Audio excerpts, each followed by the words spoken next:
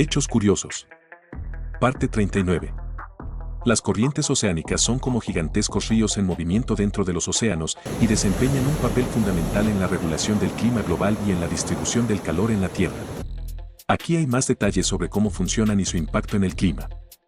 Las corrientes oceánicas desempeñan un papel vital en el funcionamiento del clima global y en la regulación de la temperatura de la Tierra, lo que las convierte en componentes esenciales de nuestro sistema climático y ecosistemas marinos.